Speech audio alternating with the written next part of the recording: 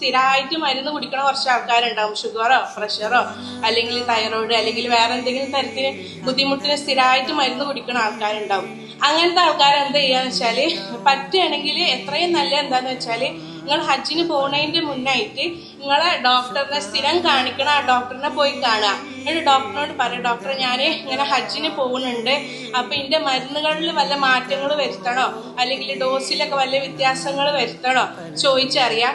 അപ്പൊ ഡോക്ടറോട് അതിനനുസരിച്ചിട്ടുള്ള മരുന്ന് നിങ്ങൾ എത്ര ദിവസത്തിനാണോ പോകുന്നത് അത്ര ദിവസത്തിനുള്ള മരുന്ന് എഴുതി തരാൻ പറയാ. അല്ലെങ്കിൽ അത്ര ദിവസം ഇല്ലെങ്കിൽ അതിലൊരു 2-3 ദിവസം കൂടിയാലും കുഴപ്പമില്ല, നിങ്ങൾ മരുന്ന് കയ്യിൽ വെച്ചോളി. പിന്നെ അതുപോലെ തന്നെ ഡോക്ടർ എഴുതി തരുന്ന മരുന്നിന്റെ ഷീട്ടും അതുപോലെ തന്നെ ഫാർമസി ബില്ല് ഉണ്ടാവുമല്ലോ മരുന്ന് മേടിച്ചിട്ട് കിട്ടണേ, അതും നമ്മൾ എന്താ ചെയ്യുക, നമ്മളെ ഹാൻഡ് ബാഗ്, നമ്മളെ കയ്യിൽ വെക്കണ ബാഗില്ലേ അതിൽ നിങ്ങൾ സൂക്ഷിച്ച് വെക്കണം. അത് കിട്ടണ അടുത്ത് തന്നെ ആയിട്ട് നിങ്ങൾ വെക്കണം. ഈ ഡോക്ടർ എഴുതി തന്ന മരുന്നും അതുപോലെ തന്നെ ഫാർമസിയിൽ നിന്ന് കിട്ടണ ബില്ലും മരുന്നുകൾ നമ്മളെ കയ്യിൽ സൂക്ഷിച്ച് വെക്കുക. അതായത് ഇപ്പൊ നമുക്കറിയാം കാലാവസ്ഥ മാറുമ്പോഴൊക്കെ നമുക്ക് പനി, ജലദോഷം, പിന്നെ ചിലർക്ക് ഫുഡിന്റെ ഒക്കെ എന്തെങ്കിലും ബുദ്ധിമുട്ടുണ്ടെങ്കിൽ വയറിളക്കം അല്ലെങ്കിൽ വയറുവേദന അങ്ങനത്തെ ഒക്കെ ബുദ്ധിമുട്ടുകൾ ഉണ്ടാവും.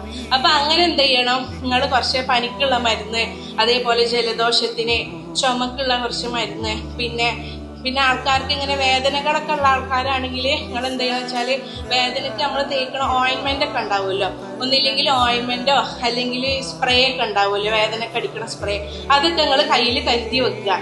നിങ്ങൾക്ക് കിട്ടുന്ന ബാഗിൽ തന്നെ ഡ്രസ്സ് കൊണ്ടുപോകണ ആ ബാഗിൽ വെക്കുക. പിന്നെ നമ്മൾ ഈ വേദനക്ക് ആരെങ്കിലും നിങ്ങൾ മരുന്ന് കൊണ്ടുപോകുന്നുണ്ടെങ്കിൽ നിങ്ങൾ ആദ്യം ശ്രദ്ധിക്കേണ്ടത് വെച്ചാല് എല്ലാ വേദനക്കുള്ള ഗുളിക ഞാൻ ഉദ്ദേശിക്കുന്നത്, അല്ലാതെ ഓയിൻമെന്റും സ്പ്രേ അല്ല. ഈ വേദനക്ക് കൊണ്ടുപോകുന്ന ഗുളിക ഉണ്ടല്ലോ അത് ചിലപ്പോ എല്ലാവർക്കും പറ്റണമെന്നൊന്നുമില്ല. അപ്പൊ നിങ്ങള് വേദനന്റെ ഗുളികൾ സൂക്ഷിച്ച് കഴിക്കാൻ നോക്കുക.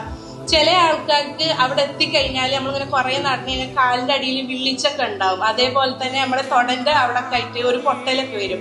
അപ്പൊ അങ്ങനത്തെവരോട് പറയാനുള്ളത് എന്താ വെച്ചാല് നമ്മൾ എന്ത് ചെയ്യണം, നിങ്ങളുടെ കയ്യില് വാസ്ലിന് അല്ലെങ്കിൽ എന്തെങ്കിലും മോയിസ്ചറൈസർ ക്രീം ഉണ്ടാവില്ല, നമ്മൾ മേത്ത് തേക്കുന്ന ക്രീം, അത് കയ്യിൽ കരുതി വെക്കുക.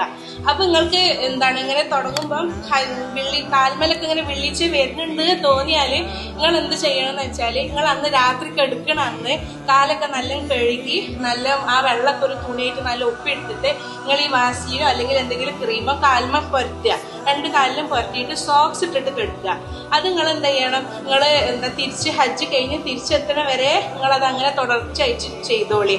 പിന്നെ ഉള്ളത് ഈ കാലിന്റെ ഇടയിൽ പൊട്ടുന്ന ആൾക്കാരുണ്ടാവും, നമുക്ക് കാരണം നടന്നു പോകാനുള്ളതാണല്ലോ, അങ്ങനത്തെ ഒരു ഇതേപോലെ തന്നെ രാത്രി കെടുക്കാൻ നേരത്തെ ആ ഭാഗത്ത് കാലിന്റെ തൊടഭാഗത്തൊക്കെ നല്ല കഴുകി വൃത്തിയാക്കി ഒരു തുണി കൊണ്ട് ആ വെള്ളം കൊപ്പിയെടുത്ത് ഉണക്കുക. എന്നിട്ട് അതിന് ശേഷം കെടുക്കാൻ നേരത്തെ ഒരു ക്രീം എന്തെങ്കിലും ആ ഭാഗത്തായിട്ട് പുരട്ടി വെക്കുക.